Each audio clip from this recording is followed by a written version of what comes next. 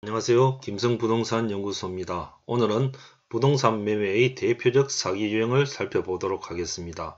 이러한 부동산 매매의 대표적 사기 유형을 알므로 인해서 우리가 혹시 당할 수 있는 사기의 어떤 피해를 미연에 막을 수 있고, 또한 이러한 사기 유형을 공부함으로써 실질적인 어떤 부동산 공부를 하는 데 있어서 큰 도움이 될 것이라고 생각합니다.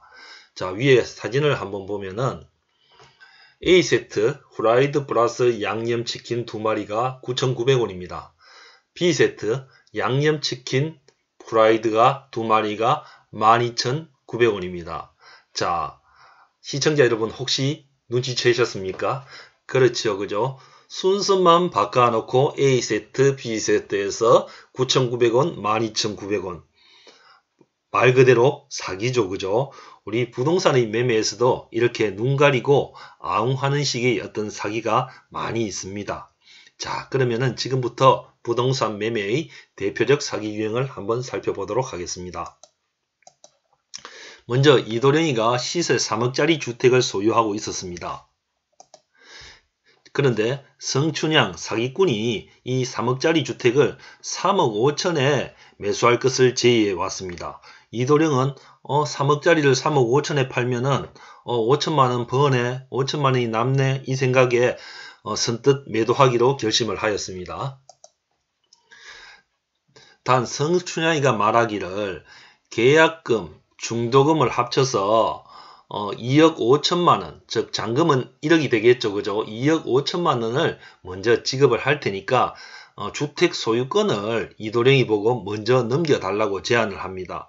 이도령이가 왜 그렇게 잔금까지 치지 왜 중도금 치고 소유권을 넘겨달라고 하느냐 물어보니까 성춘향이가 잔금은 은행 대출을 받아서 지급한다고 그렇게 얘기를 합니다. 소유권이 넘어가지 않으면 은행에서 대출을 안 해주기 때문에 먼저 좀 소유권을 중도금까지만 받고 넘겨줄 수 없느냐, 이렇게 선량한 어떤 눈으로 얘기를 하겠죠, 그죠? 이도령이가 성춘향이가 예쁘고 하니까 선뜻 그래 뭐 의심 없이 어떻습니까? 이도령은 별다른 의심 없이 승낙을 해줍니다. 자, 계약 과정에서 이도령은 성춘향이한테 이런 얘기를 합니다. 내가 이 집을 지금 파는 거는 팔고 싶은데 당장 나가서 이사할 집을 지금 안 구해놨기 때문에 그런 어떤 문제가 있다 얘기를 하니까 성춘향이가 선뜻 그러면은 지금 이 집에 이도령이 당신이 다시 전세 들어와서 살면 문제가 없지 않느냐 이렇게 얘기를 합니다. 따라서 계약 과정에서 이도령은 전세 1억을 다시 성춘향이한테 주고 성춘향이가 매입한 이도령의 주택에 세입자로 들어가기로 합의를 합니다. 자, 성춘향이가 1억 5천을 지급하게 됩니다. 왜 1억 5천을 지급하냐고 하면은 계약금, 중도금 2억 5천을 성춘향이가 이도령한테 주기로 했잖아요, 그죠? 그런데 이도령이가 그 주택에 다시 전세로 들어오기 때문에 이도령이가 성춘향이한테 전세금 또 1억을 줘야 되죠, 그죠? 그러니까 1억을 우리 상계를 해서 어떻습니까? 성춘향이는 1억 5천을 어떻습니까? 지급한다는 겁니다. 자, 계약금, 중도금 2억 5천에서 이도령이 성춘향이에게 지급할 전세 보증금 1억을 제외했기 때문에 1억 5천을 지급하는 것이죠, 그죠? 자, 여기까지 잘 따라오고 계시죠? 자, 성춘향은 이제 사기를 쳤기 때문에 1억 5천을 이제 급전으로 빌리게 되겠죠, 그죠? 사채 업체로부터, 그죠? 자, 1억 5천을 빌려서 이도령으로부터 이도령에게 계약금 중도금으로 1억 5천을 지급한 후 즉시 성춘향이는 소유권 이전을 받게 됩니다. 자, 소유권 이전 후 이제 소유권이 이전되었으니까 성춘향이는 은행 가서 대출 신청을 하겠죠, 그죠? 자, 은행에서 시세의 70% 대출을 받습니다. 즉 시세 3억이죠, 그죠? 3억의 70%는 2억 1천만원 대출을 받게 되는 것이죠, 성춘향이가. 자, 성춘향이는 대출받은 2억 1천만원에서 이도령에게 잔금, 중도금, 물론 여기 전세 보증금 1억이 제외된 금액이죠, 그죠? 제외된 금액을 성춘향이가 이도령에게 지급을 했는 금액이죠. 그죠? 그러면은 요 돈은 사채로 빌렸다고 말씀드렸죠. 그죠? 그럼 2억 1천만 원 대출금에서 이도령에게 지급했는 1억 5천을 빼고도 어떻습니까? 사채 빚을 갚고도 6천만 원이 남게 된다는 겁니다. 성춘향이가. 성춘향은 이도령에게 지급할 잔금 1억의 지급을 이제 이행지체를 하겠죠. 그죠? 자꾸 시간을 끌게 되겠죠. 사기꾼이니까. 자, 성춘향은 잔금 1억 이행지체 중 당연히 은행에도 이자를 안 갚겠죠. 그죠? 그래서 대출해진 은행 이자를 일부러 연체를 합니다. 그러니까 이자를 안 갚고 있으니까 은행은 어떻습니까? 3개월 이자가 연체되어지니까 당연히 법원에 경매를 신청하겠죠. 그죠? 그럼 이 3억짜리가 법원 경매에 나와가지고 낙찰가가 2억 4천에 낙찰이 됩니다. 그럼 이제 낙찰가를 가지고 이제 권리자들한테 이제 배당에 들어가겠죠. 그죠? 자, 은행은